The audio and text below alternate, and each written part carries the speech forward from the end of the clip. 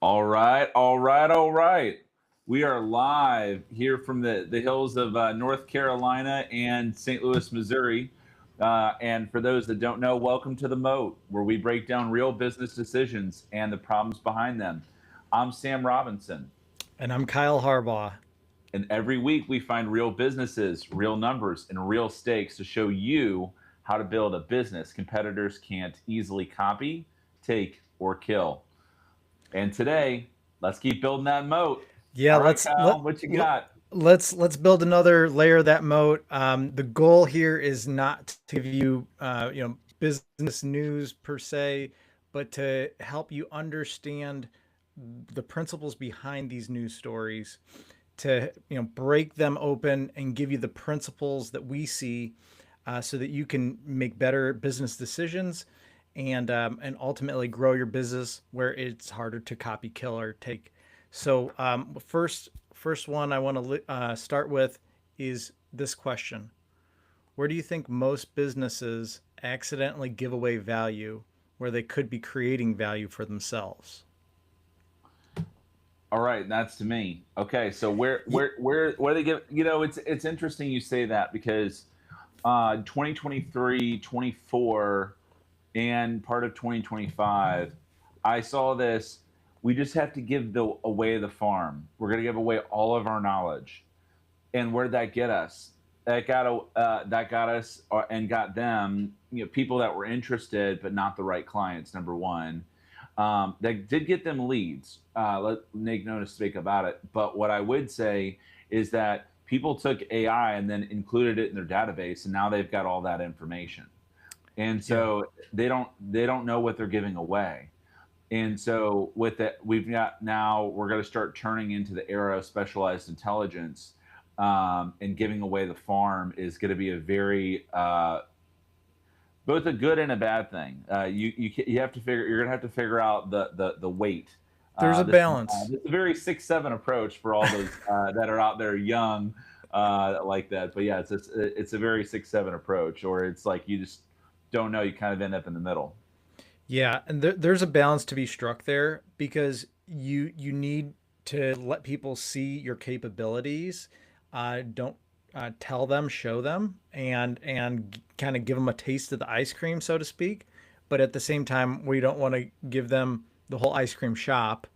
That's what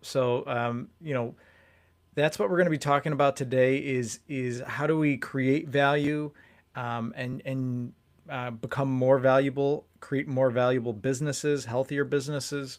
And so throughout the conversation, if you have a comment or a question, please leave it in the chat. This is a live show. We want to interact with you. And if you're catching this and we're not live, leave us a comment and let us know, and we might address it in a future episode. All right, so let's get into our first business story here. There was recently a research study done in 2026. The findings were pretty interesting. Over 40% of consumers say they'll pay more for a product or service that is aligned with their values, and yet more than 60% will still prioritize price and affordability. So there's a bit of tension there. They're willing to pay more if the brand is aligned with them, but it's also, price is still an important factor. And the findings went on to say that they found that about 1 in 5 consumers changed their shopping habits, actually made changes to actively avoid certain vendors who so that they could vote with their dollars, so to speak. So that's pretty interesting. Sam, what are your thoughts around that? I've got two major thoughts. The fact is that for it's always been I consider the thirds approach very lucrative in business. For those that don't know, I consider those that are actively engaged and leaning forward and ready to go. Then you've got the people that are just like absolutely cold and like they're brand agnostic. They don't really care. And then you have your fence sitters. and I split them into thirds. And I'm not surprised that we're seeing 60-40, because the reality is that you've got a third, a third, a third. So you got really about 66%. And if they and I'm willing to bet the numbers are also in my favor for that, where they're going to find that you've got people that just don't care, or they do, but they don't have enough money to care. So there's these fence sitters in between. And so the reality is that where we are right now is that we have three different levels. We have the high tier brands, and basically paying a premium for things, and those are the ones that are fully brand aligned. Then we have essentially the erosion of the middle market that we've had for many, many, many, many, many years. And because of the rising prices of like necessities and goods, that whole middle market is eroding away. So what happens? We're seeing brands either lower to a cost saving structure or move up the ladder into something that is more premium. We saw that, for instance, with the Hermes bag. And we're also seeing people like from China saying, hey, these bags are only worth, $50. Come and buy it, wholesale online. We'll take the logo off for you. Like we're already seeing that brand logo just on that's fashion, but like we're seeing across the board for a lot of other places that we're seeing, like for instance AI subsidized with VC money just to get people in from the B2C space. And they're realize even Microsoft's only realized that they can charge about $30 a month on enterprise for Copilot. So we're seeing this erosion of that middle market, where if like for instance Microsoft was that middle market, now they're pushing down farther and farther, even on the enterprise side for these businesses. I So wouldn't pay $30. I wouldn't pay $15 for that for a Copilot, just being I honest. feel the same way, but I was literally talking to someone 2 days ago that their whole company uses Copilot, Well, I and mean, it's better than nothing, I suppose. so I had this phrase that I use with a lot of our clients, and I call it basically drinking a little bit of you're drinking of water with a little bit of arsenic in it in the desert. You're Mm, thirsty, and it's not going to kill you immediately, but it eventually will. yeah. And you have to decide on when you're basically going to be dead if you're gonna drink this water. And so you have to be very very cautious about doing that, not only with your brand but also how people perceive you, because if you move down market and you become cheaper, people are just going to be used to that, and they said, well, they used to be really good but now they're just low cost, Yeah. versus they're more premium now. Yeah, I can't afford it but I wish I could. And So you just see that around. I'll also give another example. I think they were able to do this gracefully. Mhm. They ended up kind of in this middle market, but then the middle market kept eroding. But Porsche, they Mm, came out with different cars, and that were basically cheaper, and people bought them, and they had a Porsche, but it was like not the Porsche that you would expect, but it was like yeah. this SUV. And Right. it's like, it kind of is, it kind of isn't. At that point, you should have just came out with a different brand. Uh, Yeah. we're seeing again, the middle market is eroding very quickly, and brands are having to scatter until something's done about that. In Well, especially in the United States, but also with other countries with the rising cost of other things. So, Yeah, and that's a great point. I like that. I'm kind of a car guy, and so Porsche is a great example. Before it was like you needed some pretty serious money to get into a Porsche, and then they came out with the Boxer, and I yeah. love the Boxer. I think it's a cool looking car, and the very first ones, it was like only the back half was really different. It was the same as exact, front half as a 911, and so, but they did sort of erode some of their brand. Now you can get into a Boxer somewhat, affordably, where before you needed a lot more, money.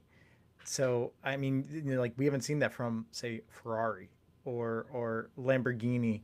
Lamborghini has come out with like an SUV, but they're still pretty premium priced. So, anyways, I digress. I think the interesting thing about this story is it's not really like a political thing. It's about values. It's about like saying who you are and leaning into that. And you just can't be all things to all people.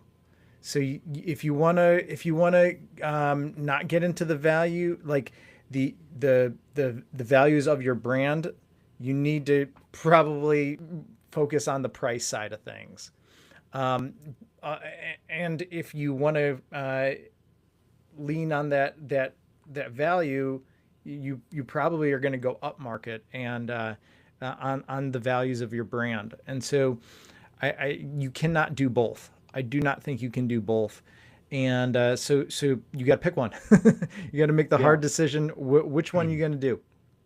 Yeah, and in fact, it's like, and it's not just one industry. It's not the food industry. It's not the fashion industry. It's not the tech side of things. I'm also seeing it like in manufacturing. I'm seeing it in like video games. Like, and it's very interesting where these things are coming up.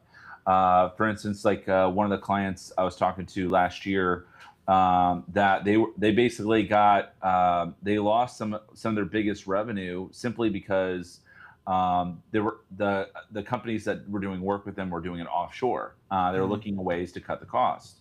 Yeah. I don't think cutting cost will ever go away in a business. Like you've got to figure out like how much do we keep. Like at the end of the day, like it's really what you keep. Like you can go and make money, but if you can't keep any of it, like what's the point? That also blows the hole in, for instance, OpenAI that spends more than they make, so they have to go and constantly raise the money to be able to make anything, and hopefully bridge that gap over time. But more on that later.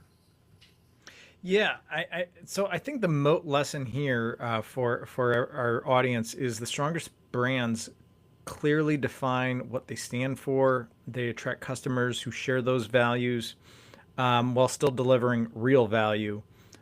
Clarity of your identity is a moat. Trying to please everyone makes you kind of forgettable.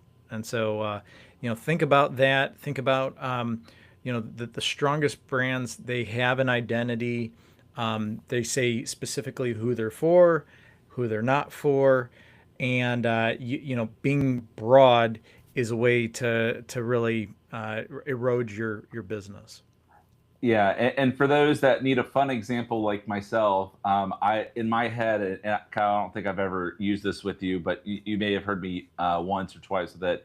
Is that marketing is very much like you get a pizza, but only the crust, not the pizza. So it's like you just get a little bit of the crust and then like maybe some like some oil to dip it in, but you don't get the full pizza. If you want the full pizza, it's behind the gate. You have to pay for it. Yeah. So it's very much like like if you go to eat, you get your appetizer, but it's appetizing. It's very much a spoonful. Right. You've got like to be able to even get your portion, you have to take so many spoonfuls just to even get close. It's not anything meaty. So you really have to decide on like, okay, like how much is really appetizing for the clients that we're going to work with, and Mhm. understand their demographic, psychographics, what they will and won't purchase, their purchasing power, things like that. Yeah, yeah, and that's where understanding your customer it becomes Hmm. very, very important. So now I would like to hear from the chat, from our audience. How has your values guided your positioning and overall marketing? I'd love to hear your opinion, your experiences. Would you rather have a business that is loved by a small group of people or merely liked by everybody? I'd love to hear answers to both of those questions. And I've got my interesting comment waiting for once we get all those in. All right. All right. All right. Well, if you're enjoying this conversation, we'd appreciate a like, a subscription. That would really help us. Share this with a business owner who needs to hear this. This is a live show, and we want to answer your questions. So if you have questions, feel free to leave them in the chat or reach out and book a call with us. The link is in the show notes and also the chat right now. And so you can book a call with our team and speak privately if you have a business question you don't want to air on the show. So please reach out. We'd love to tackle those questions with you. Perfect. All right, so Sam, let's keep on this theme of being mission driven, value driven, and let's talk about Serenity Forge. So Okay. Serenity Forge is a video game developer. The studio, it makes millions of dollars, but they say no to big projects. Mm-hmm. They recently turned down a $20 million project.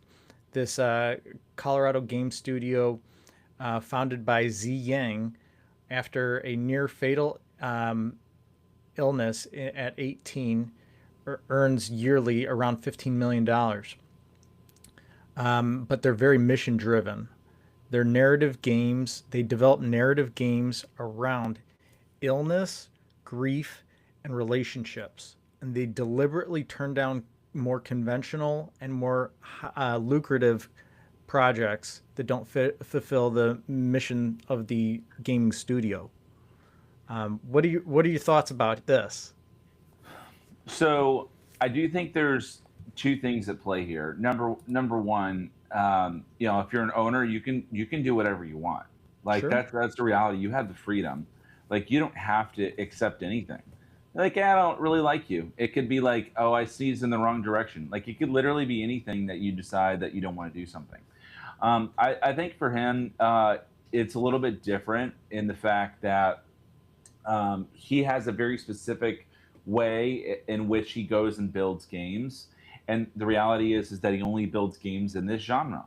And the thing is that if I go and build a completely different genre, there's going to be things that I'm missing. It's like riding backwards on a horse. You're on the horse, but it feels like something's wrong, and you can't figure out why everything's not going the way that it should. So the reality is that he's got to stick within his genre. Otherwise, his developers may know what to build, but there's going to be things that they're inevitably going to miss, both seen and unseen. Mm, And the players will be able to tell that very quickly that this isn't what they typically make. I was like super excited, but I was anticipating this. And a lot of the time now is the anticipation and hype leading up to the release of a game. So yeah. for games specifically, it's like, well, how many videos do I have to watch on my stream about someone saying, "Man, we're gonna create GTA 6. I can't wait till GTA 6 comes out." I like I'm like I was sitting there trying to watch the home run derby yesterday, baseball, and I've seen like four people like literally having videos like I was like trying to figure out like where it was, and I saw four different people talking about that game, and that was very much hype. And there's a lot leading up to it. And if you're a game studio that builds specific things, you can have that hype that leads up to it. However, one thing I will say is that um, if they dip below a certain threshold, they're going to end up in that mid market, and that mid market's getting taken to lunch right now. So they got to be Yeah. very careful. I'm not saying accept everything, but I'm saying when it makes sense for your game studio to have that, you need to stick in the AAA category as best as you can. And if you're not there, you're gonna really have to find some sort of funding to be able to deliver a game that is AAA that's going to get the return on investment, versus the prior one. It's like you go out there and build it, and now everyone can build it now. I could literally go connect to a few different things and build my own video game now if I wanted to over a weekend. That So the problem is really not in the building; it's in the infrastructure, it's in the marketing, it's in the understanding your buyers. It's not in the building anymore. That used to be the prior piece, but now it's actually going to that market, understanding who you're going to, and seeing if they're going to play it, and that's going to become the moat for that category, just like it is in a lot of them now that we can build. Yeah, that's a great point. I also want to say that I'm thinking about his team. Like if he's got a really good team and they're aligned with this mission, this vision, these values of creating these types of games, it might be a point of keeping them. That my team wants to work on these types of games. They believe in this, and taking something, getting a different project that doesn't fit with that, with those vision, the values, it's not gonna work. It might repel some of the team, or weaken what they have going on there. So I think being known for a specific genre is actually really valuable, and you know you need to be able to say yes to certain things and no to other things, and both are important. Yeah, and I also think there needs to be a level of creative liberty too. That if you have people that are aligned to those values, they're wanting to build that already and they understand it. So I would say, you know, if they're saying, "Hey, we'll give you 20 million to build this game," and I say, "All right, well, we'll do it for 15, but you have to allow us for the creative liberty to go and do this game the way that we would do it. Otherwise, the answer is no." And so I think there is a certain level of understanding and that you could have there, especially if like for instance, there's different like shooter games and stuff like that. So there's definitely some psychological things that are going on. So within that broad category, you could bring those issues up. And I guarantee you there's lots of people that are dealing with that same issue. Now there's different games and genres out there, but like there's a lot of people with with these issues that are actively trying to work through them right now. So it is very important. But I do think that there's some sort of creative liberty and some give and take that you might be able to work through. But if it's like my way or the highway, then I think the answer for them was no. Yeah. Yeah, I wasn't part of that deal. I wasn't in the Neither was room. I. Yeah, so, Yeah, but I think, like, saying, understanding what you say yes to is also saying no to other things, and what you say no. 100%. Yeah, and saying what you say no to is also really important. And if you say yes to something, all of a sudden you've committed precious resources, your time, your money, your people, to that project. And so you gotta look at it long term and see what's going to be the impact of that decision. Exactly. Yeah, yeah. I would say, if opportunities don't move you toward your overall vision, then it's probably moving you away from it, and Hmm. it's becoming a distraction. Correct. Yeah. I I think this is really interesting, and I think this is one of those areas I think a lot of business owners don't think about. That this is um, I hear a lot more yeses than nos when it comes. Like it's like, oh, hey, let's go do this thing. It's really, this is what everybody's doing. And it's like, just because everybody's doing it doesn't mean what you should be doing. I also agree with that, and to a degree, I'm going to be honest. I'm going to cut the noise here. It's lazy leadership. It's like I'm just going to do the same thing everyone else is doing. Well, the same thing everyone else is doing is a good way for you to stay behind forever. And the reality is that if you're behind, that means that you're getting the scraps. You're not getting the full portions. And not getting the full portions means that you're not getting the profit margin that you wanted, which means that you can't do the reinvestment and to other new and cool things. And so, Kyle, we mentioned this all the time. It's like sell the shovels, don't sell the gold, don't sell like. like sell like don't sell the destination, sell the enjoyment of the trip. Hmm.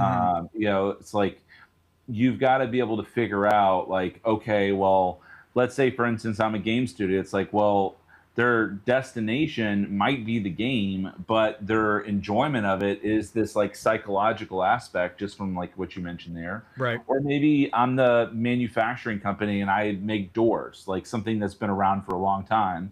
But the thing is that everybody comes home to a door, and if everyone comes home to the door, you've now understood your buyer. Maybe there's a specific thing that they like to see.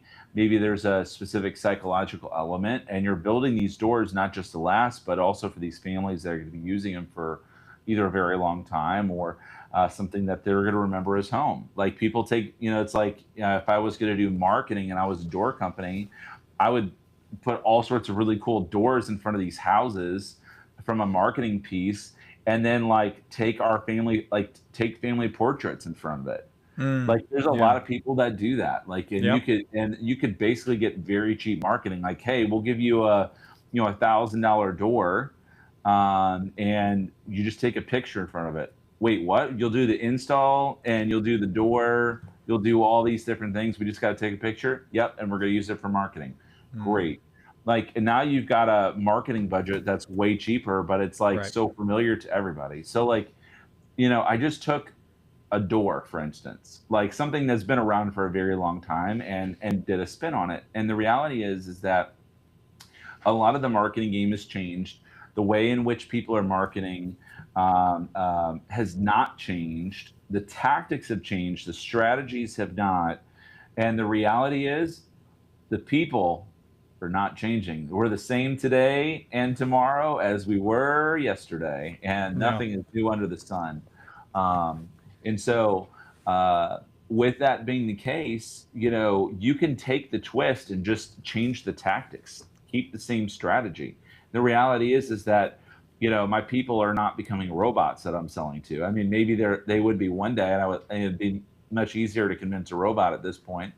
But the reality is that um, for the foreseeable future and for a much longer period of time, we're going to be selling to people, and it's done through relationships and Yeah. things that we're familiar with. Yeah.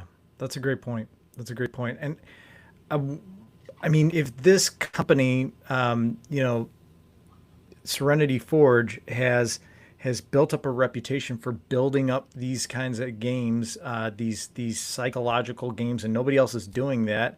Everybody else is building these more profitable video games.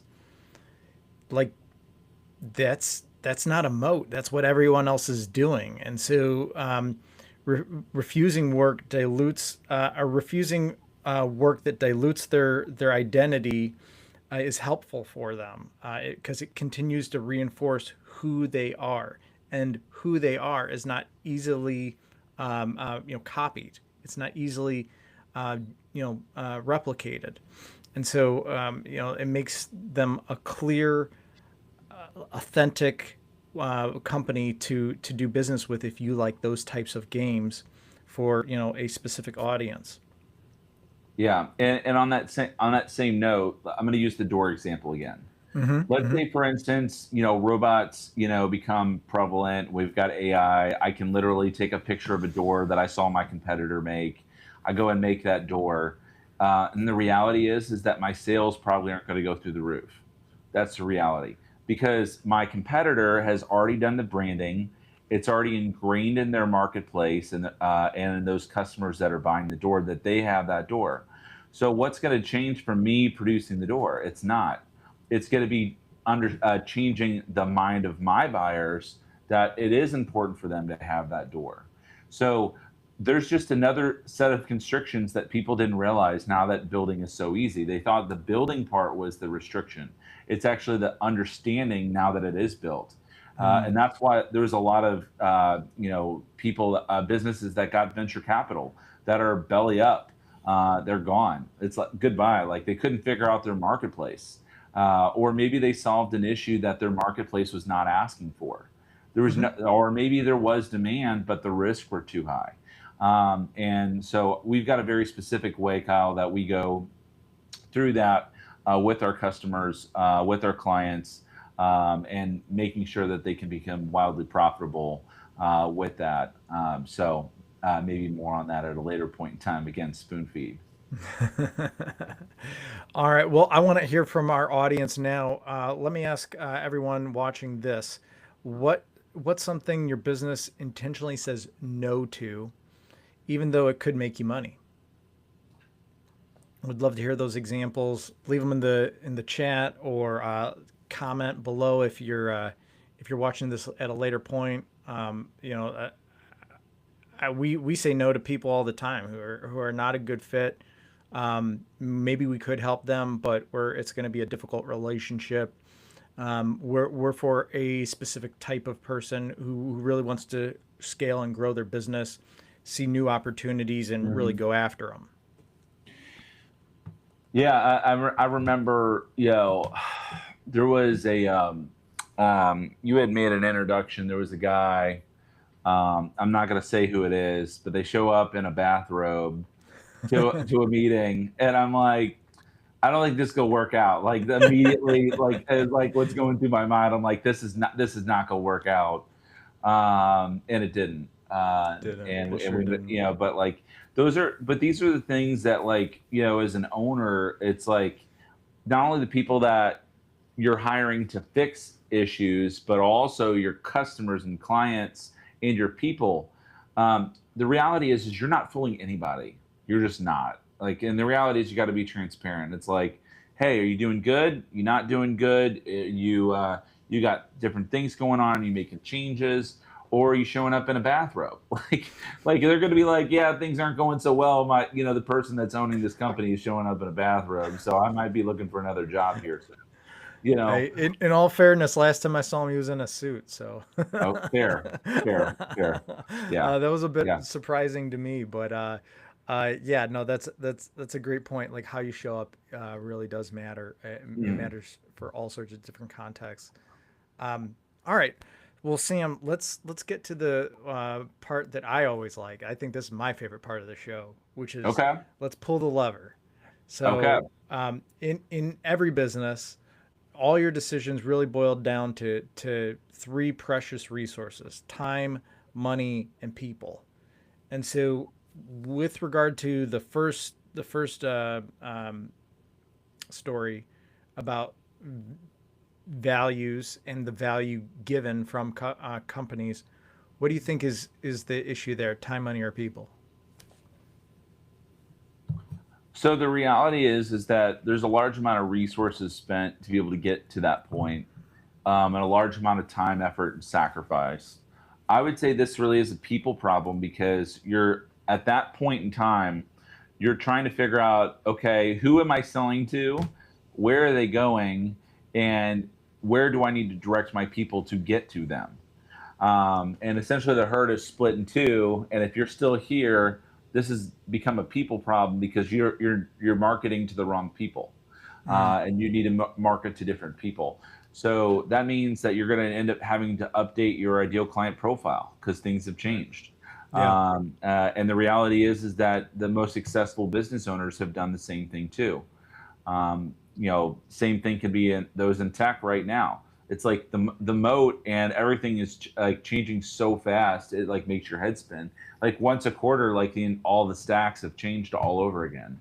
And Yeah. it's like just within the past 2023 to now, it's been 3 years. I've seen at least a dozen changes already, like major changes with different stacks. And if, every week I'm looking at a potentially different stack. So, you've really got to pay attention to who your ideal client profile is, nail down on that. And even though the tactics might be changing, you got to understand where those people are. So I think it's a people problem.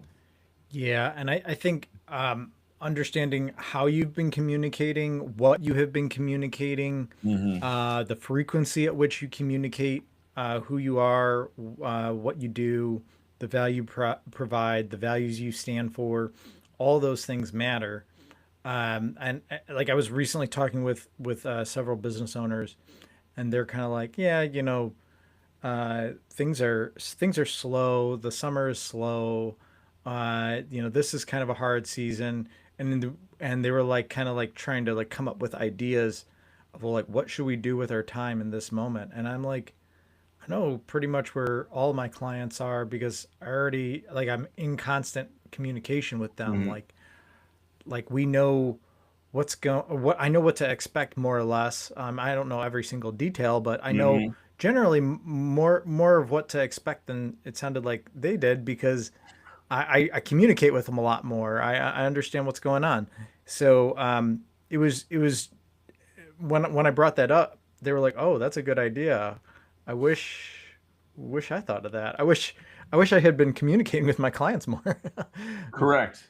Yeah, and the reality is, if you're in a service-based business, you're still in a service-based business. You're not serving like items.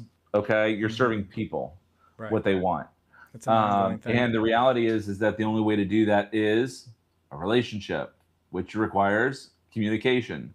And if it requires communication, that means you have to do it both internally and externally, both with your team and externally with them. So the way to do that is through people. You have to stay in front of it. That's the easiest way to lose clients. And there's plenty of different ways to communicate. You have to figure out what their preferences are. Like, okay, well, like how do I track that? Oh, a CRM, a client relationship management tool. It's relationship management for a reason.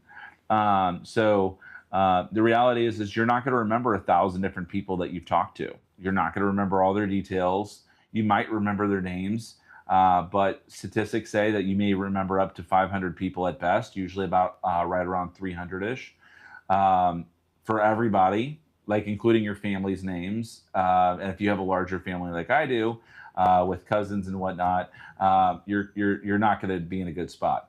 So the reality is that you've really got to use the tools and resources to be able to engage in those relationships at a greater value. Um, I think, for most of these businesses, again, with people, and I'm going to use this as kind of an expansive point here, Kyle, Hmm. is that you need to understand their name, their family, and their hobbies for your A to A plus clients. Okay. Outside of that, you're not getting the same treatment. You got to make it into the A category. Other than that, I'm looking up I'm looking you up in a CRM, making sure I got the notes, and I'm gonna treat you as best as I possibly can. There's no way I'm gonna be able to keep that in my brain. And Yeah, so if I'm keeping my top 100 clients or top 50 clients and I know their name and everything about them, like that's a lot of information. That's it is. basically like I'm replacing my normal relationship with client relationships, from a sales perspective. And the reality is you've got to look out for them. Those people that buy from you, it's a little bit different. They're exchanging money for the value that you're bringing. But if you're Hmm. looking out for them and you're like, hey, don't go with me, I want you to do this. Well, now they do that and they've doubled the amount of money, but they're like, hey, don't you have this like premium product that's going to make my life easier? Yeah. Well, I've doubled my money. I've got more money now. Great. Like, so I think there's you hear the law of reciprocity, but I think it's the law of commonality and the law of remembering. I texted, I messaged one of our clients, one of your clients during 4th of July. I saw an article that made sense to them, and I sent it to you and say, "Hey, I hope you're doing well." Sent a message to them. They're not the one I made the sale to, but they were very appreciative of that. So Mm. it's like you've got to really try to keep them top of mind as best as you can, and if you really like them, like put in the effort. You'd be very surprised how far it goes. Yeah. No, that's a great point. Let's talk about the gaming studio Serenity Forge. What do you think there? Is it a time, a money, or a people issue? I've been talking a lot. I'll let you go first, and then I'll wrap it up on that one. Okay, all right, fair enough. Yeah, we know you can talk, Sam. I Oh you yeah, know oh I yeah, think well deserved. I think it's a money thing, and here's what I mean. This is a long-term play. It's understanding who they are as a company, what they're passionate about, what they can do the best. They're not trying to be all things to all people. They know who they are. They know who their audience is. Mm, They've already built up a reputation for developing these games that other people aren't developing. So ultimately, they know they can make money from the thing that they've already done, the genre that they've already leaned into. So they need to continue to maintain that because they do that very well, and other competitors might do some other kind of game genre really well, and they can have that. The fact is, while somebody might pay them more money, that game's not going to be as strong because that's not the genre that they normally work in, and hmm it's not going to that's it's going to erode the moat that they've already built. So I think that it's a long term money thing. So it's like, yeah, short term we can make more money here, but long term we're going to make a lot more money because we stayed true to ourselves. And that's a really good point. And I've been thinking about this one, and I think for many it would be not as clear of like which one is it, like time, money, or people, like why I would or would not reject it. But I consider it a lens. You've got to look. You got to be able to look at future clients and prospects through a lens. And if you don't have a lens as you're having those conversations to immediately say yes or no, move into, or it's like, well, maybe, and then you find out yes or no, you have to have the right lens. And if you don't have the right lens, the cost can be much higher to you. You could lose your people. You could lose your money. You could end up in lawsuits. You could end up with people just getting upset at you because, well, you brought this client on, and this is not someone we serve, and it's because it's not someone we serve. I don't like you anymore. I'm going to go somewhere else because you can't even uphold your basic values. Um, I think kudos to him. I'm sure there was much more at play here than just what was reported in the news, because a lot of times in business deals like that, there's a lot more that is said and unsaid, and Yeah. things that are signed that you can't necessarily disclose. But what I will say is that I think this is a future people problem, and so Mm. not this is not, it's a lens, but if not handled correctly, it's a future people problem. You lost your people. You've lost the ability to serve the prospects and contracts that would come in. And again, you said this perfectly earlier. If I said yes to something, I'm saying no to something else. And the reality is that I saw financial advisors taking on clients that are. I'm like, why'd you do that? And they're like, oh, I needed the money. There was a female advisor that I was helping coach for a bit when I was a director over at Northwestern Mutual. And one of the things that was interesting was I use the arsenic water in the desert analogy, and after about 2 months, it started to click, and it's like, oh man, I should have just said goodbye to them. She drafted a letter, said goodbye to them, and literally she was like, "This was the best thing I ever did. I can't believe I didn't do this before." It's like I have all this extra time now. Like I could go and find somebody else that has the assets to be able to do this and to be able to invest. And I can spend my time in planning for them versus getting on a 30 to an hour and a half, phone call, 30-minute to an hour and a half phone call, like multiple times a week for one client. It just didn't make sense. Right. They weren't a good fit for her, and she wasn't a good fit for them for what they were doing, and it just made more sense. Plus, it saved her on some compliance issues. I'm trying to say this gracefully, but the reality is that the game studios, I think, made the right move if the facts are as they are reported. If not, then there's a whole other set of gamut of issues. So, but I would say it's a future people problem because you want to keep your people, you want to make sure you're doing the things correctly, and going that route.